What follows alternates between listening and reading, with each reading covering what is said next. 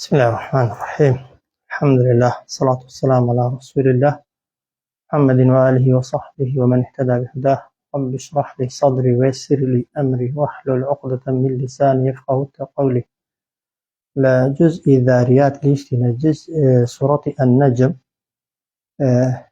يارا وشيء النجم لا وشيء كم ورجيرا خواهي ورسوين دي بيخواردوا كما معناه أستيرا كان دي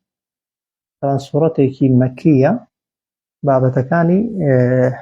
وەکو سوورەتە مەکیەکان بابەتی عەقیدەیین کە لە سەرەتای سوورەتەکەدا خوای گەورە بە ئیشارەت و ئاماژە باسی سەفەری پێغەمبەر صلی الله عليه وسلم بۆ ئاسمانەکان لە شەوی ئیسرا و میعراجدا دەکات و هەروەها باسی ئەو بتانە دەکات کە لە مەککە و دەوروبەریدا عیبادەتیان بۆ کراوە بەنیەتی ئەوەی ببنە شەفاعەتکار و تکاکاریان و دواتر خوای گەورە باسی پاداشتی ئیمانداران و چاکەکاران دەکات و هەروەها پێمان دەڵێت کە هەموو مرۆڤێک لە دوا ڕۆژدا بەرهەمی کردەوەکانی خۆی دەدروێتەوە و دواترش هەندێک نمونەی پێغەمبەران بە کورتی ئیشارەت پێ دەکات بۆ دڵنەواییکردنی پێغەمبەر صلی الله عليه وسلم و لەلایەکی دیکەش بەهۆی دەنگ و باسی ئەوان سەرزەنشتی بتپەرستەکان دەکات. دەفەرمێت وەننەجمی سوێن بە ئەستێرە یان دەکرێت بڵێن سوێن بە هەموو ئەستێرەیەک بە هەرچی ئەستێرە هەیە ئیدا هەوا کاتێک کە لە شوێنی خۆی دەترازێت و دەکەوێتە خوار. طبعا کەی دەترازێت بە حەقیقی تەنها لە قیامەتێ دەترازێت. هەندێکیش لە مفەسرین دەفەرمون مەبەستی ئەوەیە ئەو ئەستێرانن کە وەکو پاسەوان خوای گەورە دایناون کاتێک کە شەیاطینەکان جنۆکەکان لە ئاسمان نزیک دەبنەوە بە نیەتی دزینی قسە و وتەی مەلایکەتەکان تا لەسەر زەوی خراپەکاری پێ بکەن هەندێک لەو ئەستێرانە بە ئەمری خوا لە شوێنی خۆیان دەترازێ بۆ سوتاندن و پەڕووباڵکردنی جنۆکەکان. هەر کامێکیان بێت طبعاً معنایەکەی واضحە. وەننەجمی سوێن بە ئەستێرە یا سوێن بە ئەستێرەکان ئیدا هەوا کاتێک کە لە شوێنی خۆیان دەکەونە خوارێ و دەترازێت. ئەوە یەک. پاشان دەفەرمێ ما ضل صاحبكم لە ڕاستی لای نەداوە هاوڕێکەی ئێوە کە محەممەدە ئەو بە خەڵکی مەککەی دەڵێ وما غەوە و هەروەها کەسێکی سەر لێشێوا و گومڕاش نییە. ما ضل صاحبكم لە ڕاستی لای نەداوە هاوڕێکەتان ڕێگای لێون نەبووە هاوڕێکەتان وما غەوە و هەروەها سەریشی لێ نەشێواوە و گومڕا و سەر لێشێواویش نییە. زۆر جار پێیان دەگوت تۆ سەرت لێشێواوە کە باسی زیندوو بوونەوە و باسی قیامەت و باسی ژیانێکی دیکە دەکەی یان سەر لێشێواوی کە لەبەند ژیانێکی غەیبی کە نازانی هەیە یان نییە خۆت و خەڵکت مەحروم کردووە لە خۆشیەکانی دنیا. خوای گەورە لەسەر پێغەمبەر بەجواب دێ صلی الله عليه وسلم دەفەرمێ ما ضل صاحبكم لە ڕاستی لای نەداوە هاوڕێکەی ئێوە کە طبعاً 40 ساڵ هاوڕێیان بووە پێش پێغەمبەرایەتیش وما غەوە و سەریشی لێ نەشێواوە و گومڕاش نەبووە. ئەوجار وما ينطق سناكات أو محمد صلى الله عليه وسلم عن الهوى لا أرزوي خويوة. وما ينطق سناكات أو محمد صلى الله عليه وسلم عن الهوى لا أرزوي خويوة برأي خوي ببوچوني خوي أوي ديلي قصي دلي خوي نية وهروها بوچوني خوشي نية هديتيا آتاكي ديكا بيمان دلي كيكي ديكا لتهمو بختانا كان كبو پیغمبري عندك صلى الله عليه وسلم دەیانگوت بۆ خۆت ئەو قورئانەت هەڵبەستووە و بۆ خۆت ڕێکخستووە و شتانە بۆ خۆت دەڵێ قسەی خوانین.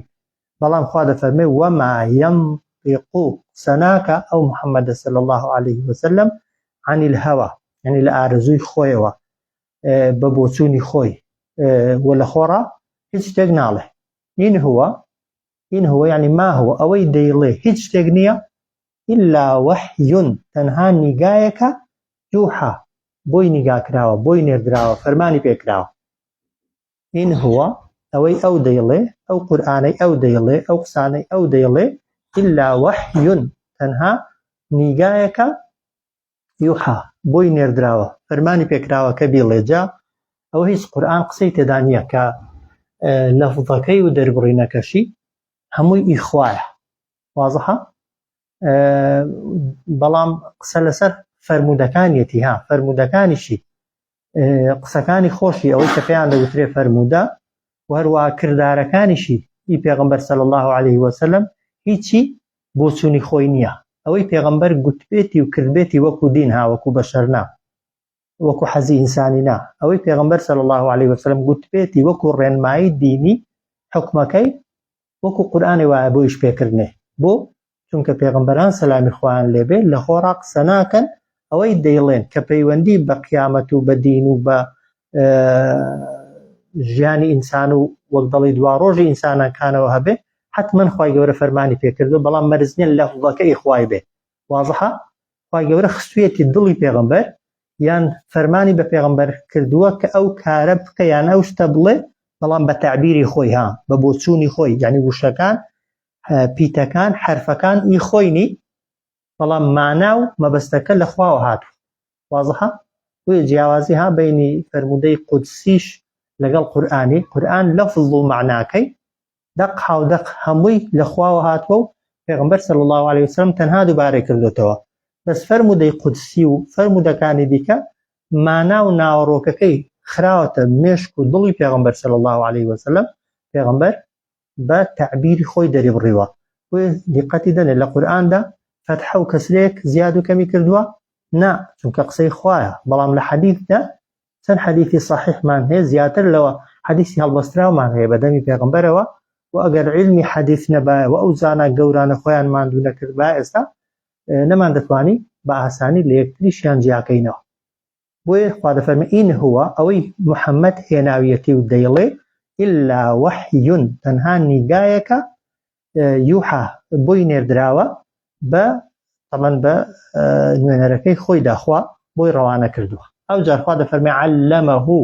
فێری محەممەدی کردووە ئەو قورئانە کێ شەدید القووە یەکێک کە زۆر بەهێزە وازەحە کێ ئەو کەسە بەهێزە جیبریلە علەمەه فێری محەممەدی کردووە ئەو قورئانە شەدید القووە ئەوەی کە زۆر بەهێزە لە ڕووی چیەوە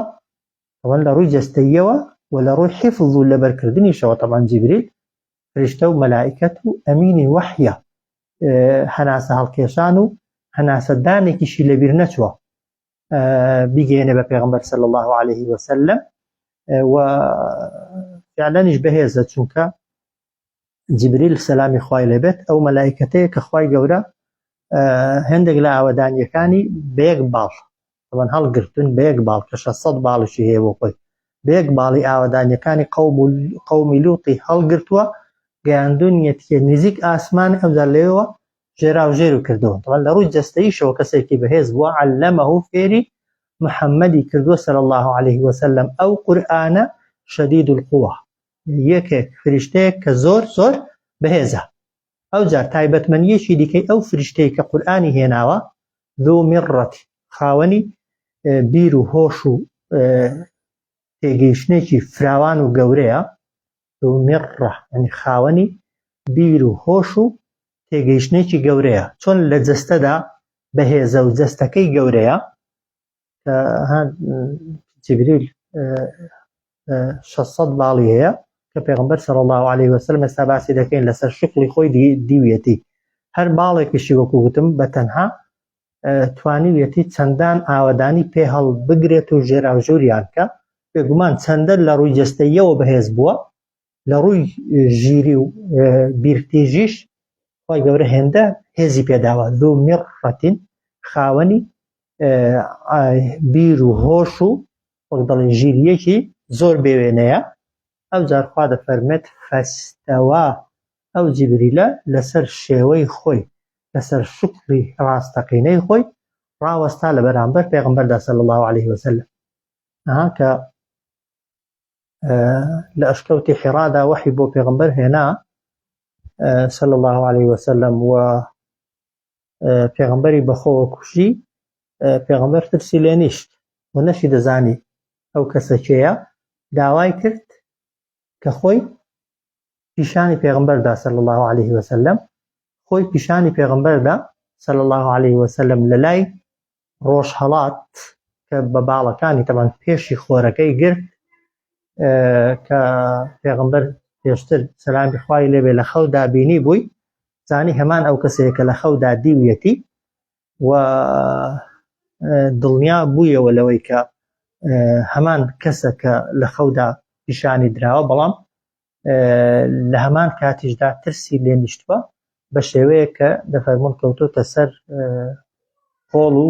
لە هۆشخۆی چووە. دواتر جیبریل هەڵی گرتۆتەوە و باوەشی پێدا کردووە ئەو تەک و تۆز و خۆڵی کە لە دموچاویەوە نیشتووە لی کردوتەوە، ئەو جار پێی دەڵێ اقرأ باسم ربك الذي خلق خلق الإنسان من علق. واضحة؟ ذو مرة ئەو جیبریلە خاوەنی بیر و هۆشێکی زۆر و فراوانە، فاستەوا یعنی بەڕێکی لە شوێنی خۆی ڕاوەستا لەسەر شێوەی خۆی. لەکوێ؟ وهو ئەو بالأفق الأعلى لە ئاسۆی هەرە بەرز بوو. ئاسۆ یعنی لە لای خۆرهەڵاتی تەوان مەککە کە لە شوێنێکی هەرە بڵیند و هەرە بەرز، کە بڵیندی و بەرزیەکەی بە شێوەیەک بۆ وەکو گوتم پێشی بە خۆر گرتووە جیبریل سەلامی خوای لێبێ کاتێک کە لەسەر شکل و شێوەی خۆی ڕاوەستاوە. وهو ئەو جیبریلە سەلامی خوای لێبێ بالأفق الأعلى لە ئاسۆی هەرە بەرز و بڵیندەوە یەکەم جار لە پێش پێغەمبەر صلی الله عليه وسلم لەسەر شێوەی خۆی ڕاوەستاوە. واضحە؟ ثم پاشان دەنا نزیک بوویەوە، فتەدەلا بە نزیک بوونەوەیەکی زۆر، وەگەوەی کە دەڵێن خۆی بەسەردا شۆڕ کردوتەوە کە تەوان باڵا و بەرزی جیبریلی. هەندێک ڕیوایەت هەنا دەڵێن لە کە پێغەمبەر سەیری کردووە صلی الله عليه وسلم هەم قاچەکانی لە ئاسمان هەتا عەرزی هاتەوەن، ئەوانە بەڵگەی داقیقیان لەسەرکە، بەڵام کەسێکە فعلەن بەرزتر و بڵیندتر و مەلائیکەتێکی خاوەن هێزی 600 باڵی حتمەن باڵا و ئەوەکەی زۆر زۆر بەرزە، بۆی خۆی بەسەر پێغەمبەردا صلی الله عليه وسلم نەوی کردووە تا ئەو تەپوتۆزەی کە لە دموچاوی نیشتووە و ئەو ترس و لەرزەی کە لە دڵیدا بوو بۆی لاچێ. ثم دەنا پاشان نزیک بوویەوە جیبریل سەلامی خوای لێبێ لە پێغەمبەر صلی الله عليه وسلم، فتەدەلا ئەنجا زیاتر نزیک بوویەوە، بەس نزیک بوونەوەیەکی زیاتر خۆی لێ نزیک خستەوە. فەکانە وەکو چی؟ وەکو قابە قەوسەین، وەکو نزیک بوونەوەی نێوانی دوو کەوانە، وەگەوەی کە هەردووکیان لەناو دوو کەوانە دابنها. لەناو عەرەباندا مەشهور بووە گەر دوو کەس زۆر زۆر لە یەکتری نزیک بووبانەوە و خۆیان بە یەکەوە نووساندبێ و تویانە هەردووکیان لە نێوان دوو کەوانەیدانا. فەکانە قابە قەوسەینی ئەو نزیک بوونەوەیە وەکو چی وابوو؟ قابە بە ئەندازەی قەوسەین. قەوسەین دوو قەوس، نازان بە کوردی شەر قەوس نییە، دوو کەوانە، ئەو ئەدنا و دەفەرمێ یان نزیکتر لە دوو کەوانەش. واضحە؟ فەکانە قابە قەوسەینی ئەو نزیک بوونەوەیە، قابە قەوسەینی یعنی بە ئەندازە و ڕێژەی دوو کەوانە بوو، ئەو ئەدنا یان نزیکتر لە دوو کەوانەش. واضحە؟ ئەو جار لەو حاڵەتەیدا کە جیبریل لەسەر شکڵی خۆی پێشتر خۆی پیشانی پێغەمبەر داوە صلی الله عليه وسلم، دواتر کە پێغەمبەر ترساوە باوەشی پێدا کردووە، هەڵی گرتوتەوە، لێی نزیک بۆتەوە، خۆی بەسەردا شۆڕ کردوتەوە. ئەوە یەکەم جارە کە پێغەمبەرایەتیەکە وەحیەکە و ئەوەکەی پەیامەکەی بۆ دێ، فەئەوحا نیگای کرد إلى عبده بۆ لای بەندەکەی خۆی ما ئەوحا ئەوەی کە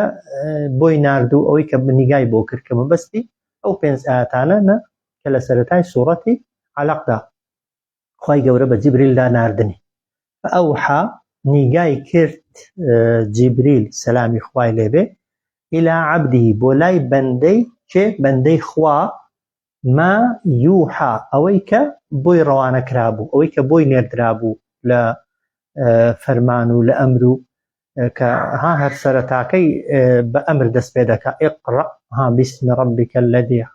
خلق اقرأ وربك الأكرم نیگای کرد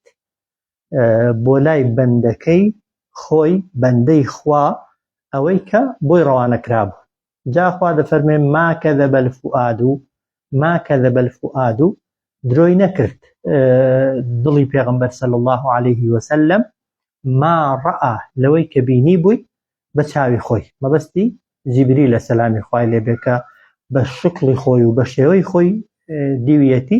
کە 600 باڵی هەبووە و طبعاً هەر باڵێکیشی بەتەنێ هێندە گەورە بووە پێشی بەخۆر گرتووە و دەفەرمون طبعاً لە جوانیشدا هێندە جوان بوون باڵەکانی وەک ئەوەی وا بووە دوڕ و یاقوت و مرواری لەسەر بن. ئەوە چونکە وەصفی جیبریل لە کتێبە ئاسمانیەکانی دیکەشدا هاتبوو لە تەورات و ئینجیلدا هەمان ئەو وەصفەی کە پێغەمبەر صلی الله عليه وسلم دەیکرد بۆ جیبریل هەمان وەصف لە کتێبەکانی کەشدا هەبوون. ما كذب الفؤاد درۆی نەکرد دڵی پێغەمبەر صلی الله عليه وسلم ما ڕەئا لەوەی کە بینی بووی بە چاوی خۆی. واضحە؟ جا خوای گەورە بە بتپەرستەکان دەفەرمێ ئەفەتوماڕونەه ئایا ئێوە دمەقاڵێ و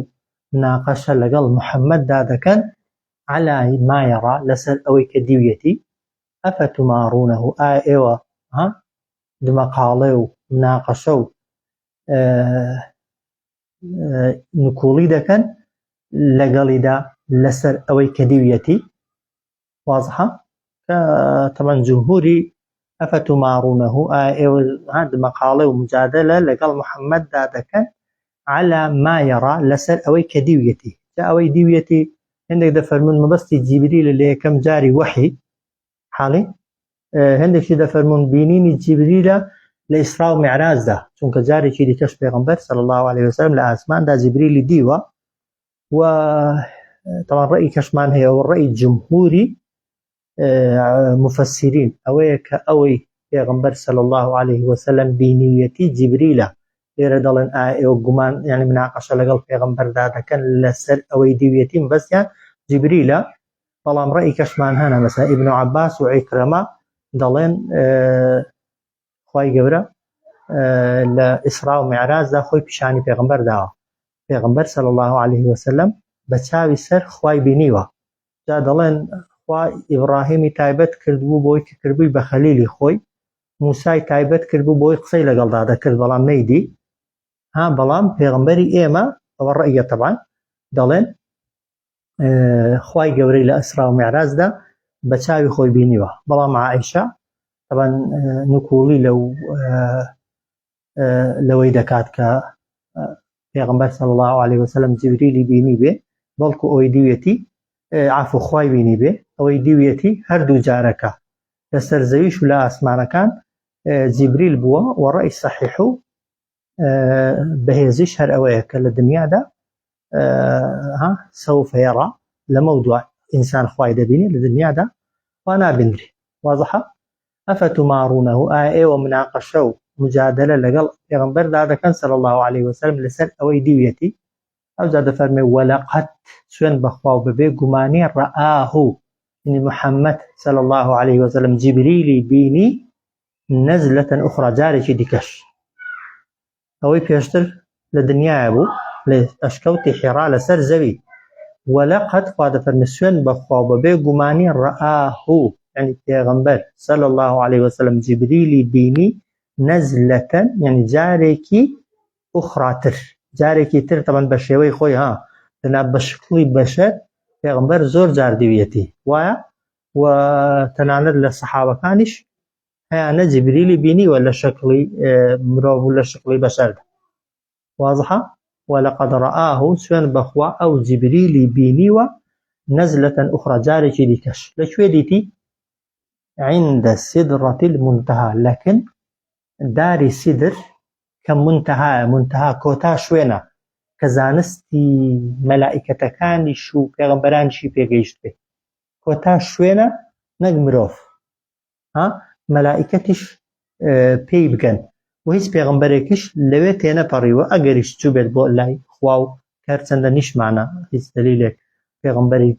دیکە بەرزکرابێتەوە بە زیندوی بۆ ئاسمانەکان جگە لە پێغەمبەری ئێمە صلی الله عليه وسلم وێ دەفەرمێ ولقد رآه سوێن بەخوا ئەو جیبریلی بینی لەسەر شێوەی خۆی جارێکی دیکە عند السدرة المنتهى لكن داری سیدر کە دارێکە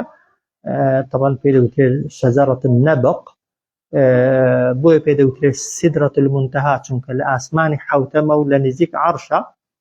و ئەو دارەیەکە سەرچاوەی هەموو ڕووبارەکانی بەهەشت ئاوەکەی شیرەکەی هەنجوینەکەی شەرابەکەی لەو دارەی طبعا سەرچاوە دەگرێت و لە لای ڕاستی عەرشی خوای گەورەیە بۆیش پێدەوترێت سدرة المنتهى یان داری کۆتایی لەبەرەوەی عیلمی دروستکراوەکان بە مەلائیکەتەکانیشەوە لەوێ کۆتایی پێدێ کە پێغەمبەر صلی الله عليه وسلم دەفەرمێت ثم صعد بي إلى السماء السابعة کە باسی ئیسرا و معراجی دەکات دەفەرمێت جیبریل بەرزی کردمەوە بۆ ئاسمانی حەوتەم ورفعت إلي السدرة المنتهى درختی سدریش بۆ بەرزکرایەوە کە باسی ئەوەکەی دەکا دەفەرمێت گەڵاکانی پان بوون و لەسەر گەڵاکانیدا شتی جوان و ڕازاوە هەبوو وەکو زێڕ و ئەوانە لەوێ طبعا خوای گەورە لەگەڵ ینی لەکن ئەو داری سیدرە کە جیبریلیش لەوێ نەبوو طبعا تەنها پێغەمبەر و خوای گەورە بەیەکەوە گفتوگویان کردو خوا لەگەڵ پێغەمبەردا گفتوگۆی کردو بۆ کۆمەڵێک ئەمری پێکردن لەوانە نوێش کە لەوێ فەرزی کرد وازحە ولقد رآه سوێن بەخوا ئەو جیبریلی دی جارێکی دیکە لەکوێ دیتی پێشتریش لەگەڵی بوو هاان بەستاوێت لە شکلی خۆی پیشان نەدا بۆی هیچ گومانێکی نەمێنێ لەوێ خۆی پیشاندا بۆی بزانێ ئەوەی یەکەم جار وحی بۆ هێناوە لەگەڵ ئەوەی کە ئێستا سەفەری پێدەکات بۆ ئاسمانەکان یەک کەسە لەکن درەختی منتهى درەختی کۆتا درەختێک کە عیلمی مەخلوقاتی لێ کۆتایی پێدێ دوای ئەو درەختە کەس نازانێت چی لێ و چ باس عندها لەکن ئەو درەختە هەیە جەنەت المەئوە باخێک کە شوێنی مانەوەیە باخێک بەهەشتێک کە شوێنی مانەوەیە کە عولەما دەفەرمون باخێکە کە شوێنی مانەوەی مەلائیکەتەکانە وێندێک دەفەرمون ڕوحی شەهیدەکان و ئەوانەشی کە ئیماندار و لە خواترسی زۆر بن شانی عقوبە و سزای ناو قەبر و گۆڕ نەبن پێویستیان بەوە نەبێ لە ژیانی بەرزەخیدا بمێننەوە و نەوعێک لە سزا وەرگرن بۆ پاک بوونەوە خوای گەورە ڕوحیانەتەکان لە شێوەی باڵندەیەکدا دەخاتە ناو ئەو باخە و لەوێ بۆ خۆیان دەفڕن و وەخوای گەورە خۆراک و خواردنێکی تایبەتی بۆ ئامادەکردوونە کە لەگەڵ ئەو مەقام و لەگەڵ ئەو شوێنەدا دەگونجێ مەرز نییە جەستەیان لەوێ بێ ڕوحیانەت کە بەس ڕوحەکە شەرت عندها لەو شوێنە لەکن ئەو درەختە هەیە جەنەت المەئوە باخێک کە شوێنی مانەوەیە جاخوا دەفەرمێ ئیذ یەغشە السیدرەتە کاتێک دای پۆشی السیدرە ئەو داری سیدرە ما یەغشا ئەوەی دای پۆشی دا ئێستا پێتان دەڵێم چەند ڕێیەکی لەسەرن معنای کوردیەکەی ئاوایە ئیذ کاتێک یەغشا دای پۆشی دیارە داپۆشین چییە چی داپۆشی السیدرە دارەکە ما ئەو شتەی کە دای پۆشی بەڵام دیار نییە تەوە ناوی شتەکەی نەهاتووە ئەوەی کە درەختەکەی داپۆشیوە و بۆتە هۆکاری ئەوەی کە درەختەکە وەکو خۆی نەبیندرێت لەبەر ئەو شتێک کە کەوتووەتە سەری کۆمەڵێک بۆچوونی لەسەرن یەکیان کە ئەویان لە هەمووان بەهێزترا دەفەرمون نووری خوای گەورە نووری خۆی بەسەر دارەکەی داهێناوە و بە نووری خۆی درەختەکەی داپۆشیوە ئەوە ڕەئیەک ابن مەسعود دەفەرمێت خوای گەورە پەپولەیەکی زێڕی هێناوە بێک پەپولە طبعا بۆ خوای هیچی تێ ناچێ درەختەکە داپۆشراوە کە لە زێر دروست کراوە کە لە حەدیث داهاتووە کە دەفەرمێ کاتێک کە درەختەکە داپۆشرا کە پێغەمبەر صلی الله عليه وسلم لەو کاتە لەوەیە و لە پێشچاوی پێغەمبەر ئەو مەشهەدە ڕووی داوە دیمەنەکەی هێندە سەرنج ڕاکێش بووە فەرموویەتی جوانتر لەوە پێشتر چاوم پێ نەکەوتووە و هەروەها هێندێکی دیکە دەفەرمون ئەوەی درەختەکەی داپۆشیوە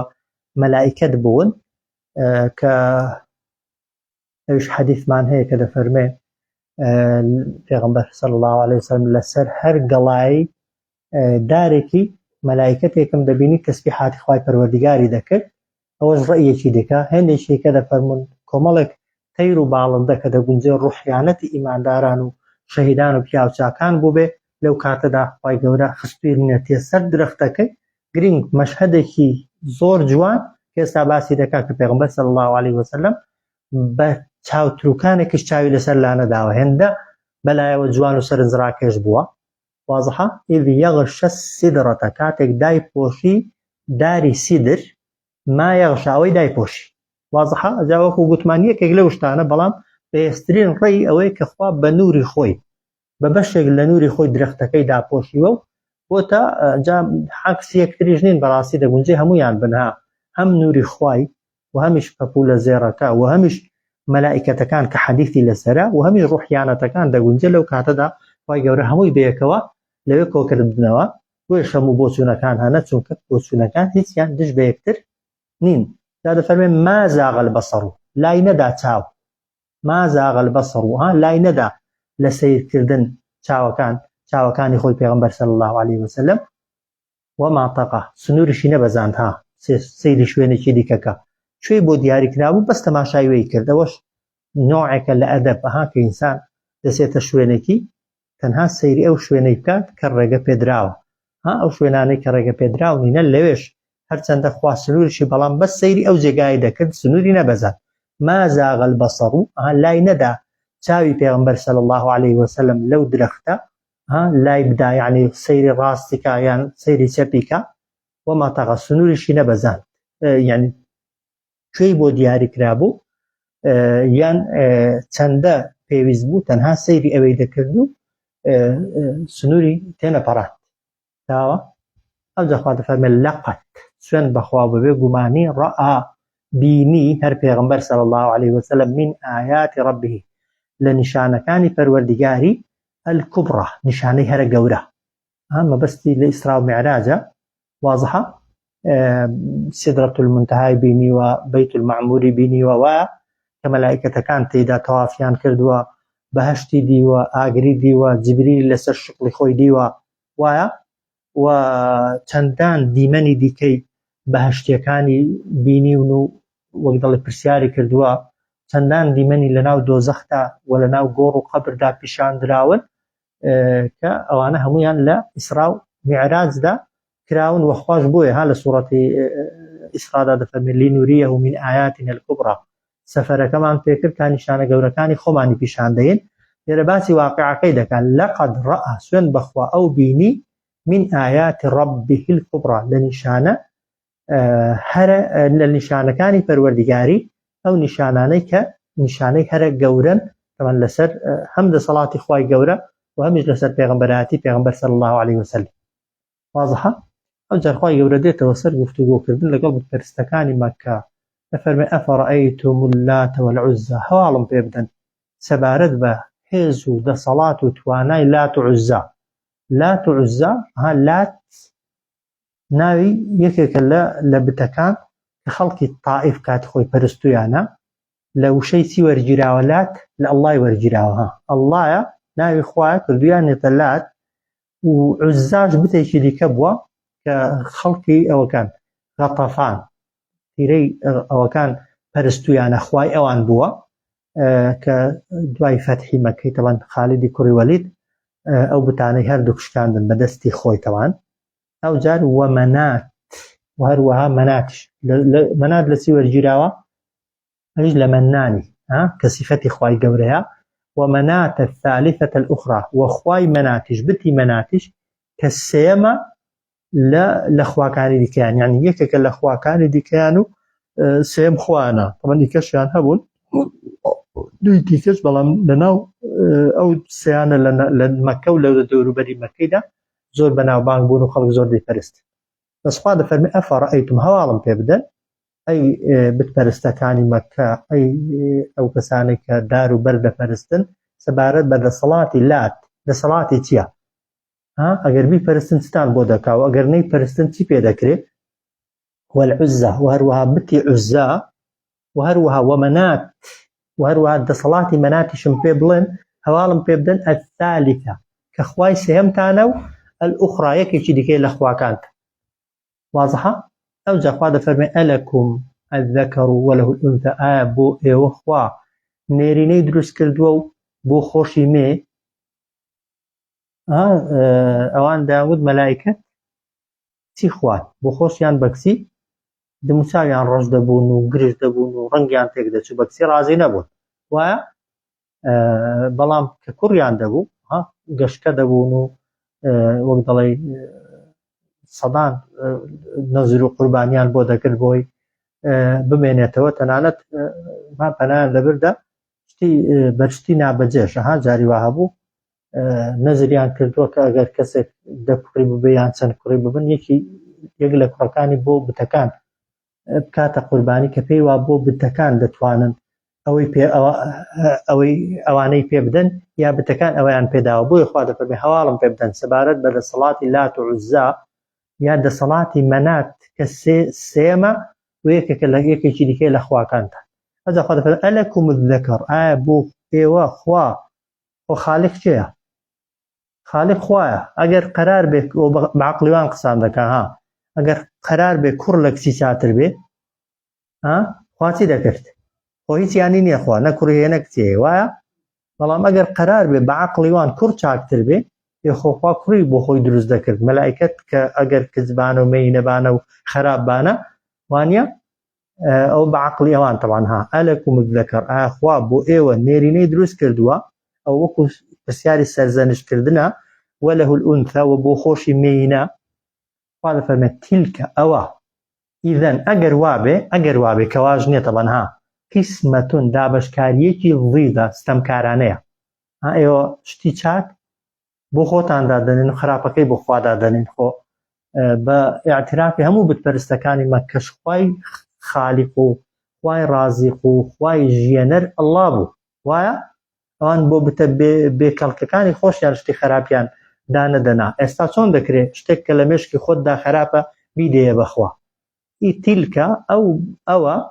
ئەو دابەشکاریە ئیدەن ئەگەر وابێ قیسمەتون دابەشکاریەکی ضیدە ستەمکارانەیە نادات پەروەرانەیە. واضحە؟ ئەو دەخوا دەفەرمێ ئین هیە یعنی ما هیە یعنی ئەو بتانە هیچ نین ئین هیە ئەوانەی کە ئێوە دەیان پەرستن هیچ نین ئیلا ئەسماء تەنها ناوانێکن سەمەیتموها ئێوە خۆتان ناوتان لێ ناون ئەنتم و ئاباؤکم خۆتان و باو باپیران دەشکرێ بڵێن ئەوانە تەنها بتانێکن خۆتان و باب و باپیرانتان قەرارتان داوە بیانکەن بە شەریک و بەهاو بەشی خوا دەنا لە ئەسڵدا هیچ نین دار و بەردێکی بێڕوح و بێگیانە. واضحە؟ ئین هیە ئیلا ئەسماء سەمەیتموها ئەوە تەنها ناوانێکن خۆتان ناوتان لێ ناون ئەنتم ئێوە و ئاباؤکم باب و باپیرانتان ما ئەنزەل الله نەیناردۆتە خوارێ خوا بهذا لەسەر ئەوە من سوڵتانین هیچ بەڵگەیەک. واضحە؟ نەبدا دەفەرمێ ئین یەتەبیعونە ئیلا الظەنە ئەو ئینانە بە معنای ما یەتەبیعونە یعنی ئەوان ناکەونە شوێن هیچ شتێک ئیلا الظەنە تەنها گومان نەبێ ئەوجا چیکەش وما تهوى الأنفس ودەکەونە شوێن ئەو شتانەش کە دەرونیان ئارەزووی دەکا دڵیان ئارەزووی دەکا نەفسیان حەزی لێتی.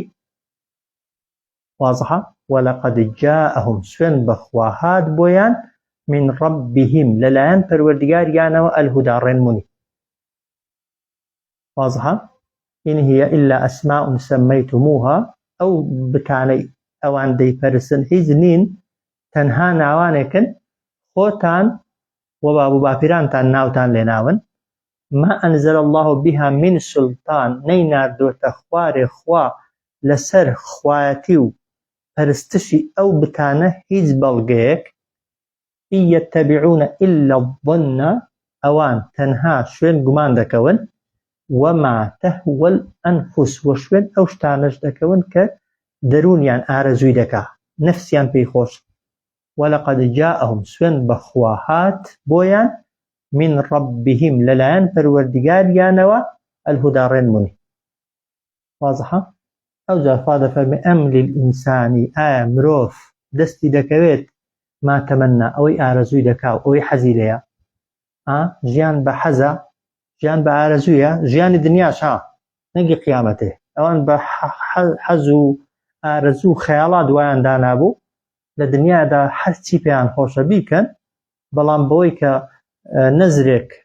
ئاژەڵێکیان بۆ بتێکی سەر بڕیوە لە قیامەتێ ئەو بتە بێ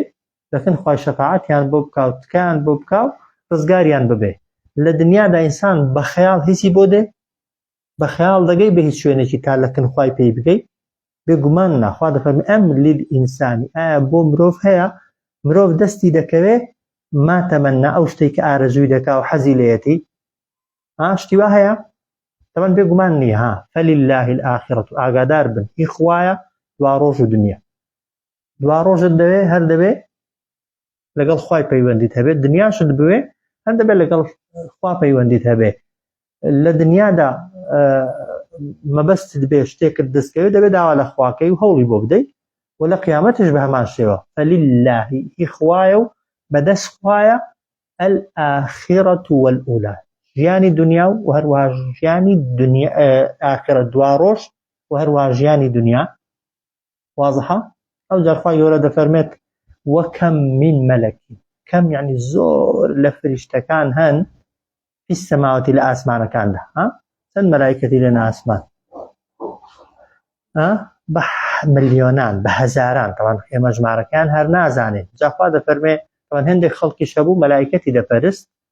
و هێندێک لە بتپەرستەکانی مەکەش مەلایکەتیان بە کچی خوای دەزانێت تەوان نەعوذ بالله جا خوا دەفەرمێ وەکەم باسی بێدەسەڵاتی مەلایکەتەکان دەکات جا ئەگەر دەسەڵاتی مەلایکەتەکان ئەوە بێ کە مقەڕەبینن بێتاوانن بێگوناهن و لە ئاسمان دەژیان لەسەر زەوی ناژیان ئەی دەبێ حاڵی ئەو دار و بەرد و بت و مردوانە چی بێکە لە ناو گۆڕەکاندانە و ئاگیان لە هیچ نییە و خەڵک دەیان پەرستی ئەگەر ئەوان هیچیان پێ نەکرێ وەکەم من مەلەکین زۆرێک لە فریشتەکان هەن لە ئاسمانەکاندا بەڵام لا تغنی سود ناگەێنن شەفاعەتهم تکاکردنەکەیان شەیئەن لە هیچ شتێکدا بە هیچ کەسێک واضحە ئەوە هیچ ڕاستەوە خۆ مەلایکەتەکە ناتوانێت هیچت بۆ بکە واضحە ئەو هەموو مەلایکەتانەش هەنە هیچ کامێک لە مەلایکەتەکان ناتوانن لە هیچ شتێکدا تکا بۆ هیچ کەسێک بکەن إلا من بعد أن يأذن الله تنها دوای ئەوە نەبێت کە خوا مۆڵەتیان پێدەدا خوا ئەگەر مۆڵەتی پێدان لە قیامەتێ طبعا ئەویش بۆ شێ بۆ هەموو کەس نا لمن يشاء بۆ کەسێک کە خوا ویستی لێبێ ئەو جار وەیەڕڵا خوا لێشی ڕازی بێ بە نەوعێک مردبێ خوای گەورە جێگای ڕەزامەندی خوای گەورە بوو بێ ئەویش ئەو کەسانن طبعا کە ئەهلی تەوحیدن ئەهلی یەکتاپەرستین بتپەرست و شەریک و هاوبەشیان بۆ خوا بڕیار نەداوە ئەگەر نا کابرای بتپەرست و هاوبەش بڕیار دەر نەک یەک مەلایکەت هەر هەموو مەلایکەت بەیەکەوە شەفاعەتی بۆ بکەن لەکن خوای طبعا هەر نایکەن ئەجار خوا ئیزنیشیان نادا و بێگومانیش ئەگەر مەلایکەت پێیان نەکرێ ئەدی ئەو دار و بەردانێک کە ئەوان بەنیەتی ئەوە دەیان پەرستن شەفاعەتیان بۆ بکەن و لە خوا نزیکیان کەنەوە چیان پێ دەکرێت بێگومان هیچ وەکەم من مەلەکین زۆرێک لە فریشتەکان هەن لە ئاسمانەکان و لە زەوی واضحە کە لا تغنی شەفاعەتهم شەیئەن سود ناگەێنێت کاکەیان لە هیچ شتێکدا بە هیچ کەس إلا من بعد أن يأذن الله تەنها دوای ئەوە نەبێت کە مۆڵەتیان پێدەدا خوا ئەویش بەچێ لمن يشاء بۆ کەسێک کە خوا ویستی لێبێ و ڕازی بێت لێ ڕازی بێ بەوەی کە شەفاعەتی بۆ بکرێ واضحە ئەو جا دەفەرمێ إن الذين لا يؤمنون بالآخرة بێگومان ئەوانەی کە باوەڕ ناهێنن بە ڕۆژی دوایی ليسمون الملائكة ناو دەبەن فریشتەکان بەچی بە تەسمیەة الأنثى بە ناوهێنانی مێینە مەلایکەتەکان بە مێینە ناو دەبەن لەبەر چیش دەیانگوت بەس لەبەر تاخرەکەی پێوەیە کە تەوان خۆگەمژاندن بوو دەنا دەیانزانی لە ناو عەرەباندا چەند ناو هەبوون حەمزە و تەڵحە و مەعاویە و ناوی پیاوان بوون لەگەڵەوەدا تەئان پێوە بوو کە عەرەب دەیانزانی مؤنەث لە زمانی عەرەبیدا هێندێکیان تەنها لەفظین لە عەرەبیدا مذەکەر و مؤنەث زۆرێکیان تەنها لەفظەکە مذەکەرە خوای گەورەش وشەی ئەڵڵا لەفظەکە مذەکەرە بەڵام خۆخوا ڕەگەزی نییە وایە مەلائکەتیش تەنها تەئەکەی پێوەیە وەکو چۆن ناوی عەرەبی هەنە تایان پێوەیە و پیاویشن باس لە لەفظەکەیە دەربڕینەکەیە بۆیە ئەوان ئین الذین لا یؤمنون بالآخرة ئەوانەی کە ئیمان ناهێنن بە ڕۆژی دوایی لەیسەممون المەلائکەتە ناو دەبەن فریشتەکان بە تەسمیەتە بەناوهێنانی مەینە وما لهم به من علم نبوو بۆ ئەوان لەسەر ئەو قسەیە هیچ زانیاریەک وما لهم نبوو بۆ ئەوان بیهی یعنی لەسەر ئەوەی کە دەیان گوت من علم هیچ زانیاریەک واضحە إن يتبعون إلا الظن أوان تنها دكوت نشوين قمان وإن الظن بقمان قمان بردنش لا يغني سدناغين من الحق بوغيشتن براستي شيئا هجتك بقمان إنسان ناقاته هج حقيقته وها لدنياش دا بقمان هجتك إثبات نابه وها حتى نبيت يقين ئەوەش خۆ ئەوان نە مەلایکەتیان دیبوو تا شکڵیان لە شکڵی مینان بچێت بەعکسەوە مەلایکەت ئەگەر هاتنە سەر زەویش لە شکڵ پیاوان داهاتۆن ها کات خۆی بۆ لای موسا بۆ لای ئیبراهیم پێغەمبەر هاتۆن بۆ لای قەومی لوط هاتۆن چەند جارێک سەحابەی پێغەمبەری ئێمە جیبریلیان دیوە بەڵام لە شکلی پیاودا ئەو جارەی خۆ دیسان کەشفیشیان نەکردووە تاخوا بزانن بە یەقینی تاخوا مەلایکەت من یا طبعا هەر نیانە ئەوانە ڕەگەزی ئەوەکەی تەنها لە خۆڕا قسەیان دەکردو بەوەش ئینسان ناگات هیچ ئەنجامێک وما لهم به من علم نبوو بۆ ئەوان لەسەر ئەو قسەیە هیچ زانیاریەک إن يتبعون إلا الظن أو إنج دیسان بەمعنى ما يعني ما يتبعون إلا الظن ئەوان تەنها دوای گومان دەکەون ناکەونە دوای هیچ شتێک تەنها گومان نەبێ وإن الظن بگومانیش بن گومان بردن دڵنیا بن گومان بردن لا يغني سودناگێنە من الحق بۆ گەیشتن بەڕاستی بۆ ڕوونبوونەوەی ڕاستی شيئا لە هیچ شتێکدا واضحە دوو ئاەتیش دەخوێنین ڕادەوەستی فأعرف پشت هەڵکە ئەی محەممەد صلى الله عليه وسلم واز بێنە عمن تولى عن ذكرنا لەو کەسانەی کە ڕووەردەجێڕن لە ئامۆژگاریەکانی ئێمە ولم يريد وهيز ئامانجێکیشیان نییە إلا الحياة الدنيا تەنها بەدەستهێنانی ژیانی دنیا نەبێ واضحە فأعرض پشت هەڵکە ئەی محەممەد صلى الله عليه وسلم يعني ئیهمالیان کە و گوێیان پێمەدا عمن لەو کەسانەی تولى عن ذكرنا ڕوویان وەرجێڕاوە لە ئامۆژگاریەکانی ئێمە کە قورئانە ولم يريد هیچ مەبەستێکیشیان نییە إلا الحياة الدنيا تەنها بەدەستهێنانی ژیانی دنیا نەبێ واضحة قال فرمي ذلك أو كإنسان پشت لە قورئانکە و هیچ ئامانجێکی دیکەی نەبێت تەنها دنیا نەبێ قال فرمي مبلغهم من العلم مبلغهم يعني أو شتێک کە ئەوان پێیگەیشتون لە زانست و زانیاری ذلك مبلغهم ئەوەیە کە ئەوان پێیگەیشتون لە زانیاری و دەکرێ بڵێن ئەو پەڕی زانیاری و زانستی ئەوانە لەوەی زیاتریان نییە بە حسابی خۆیان کوشیوە هەرچی فکر و زەین و بیرە فکریان کردوتەوە بە هەموو فکر و بیرە گەیشتونەتە ئەو نەتیجەیە کە قورئان جێبەجێ نەکەن و بیر لە دوا ڕۆژ نەکەنەوە تەنها بیر لە دنیا بکەنەوە واضحە ذلك مبلغهم من العلم ئەو شتێک کە ئەوان پێیگەیشتون لە زانیاری دەشکرێ بڵێن ئەو پەڕی زانست و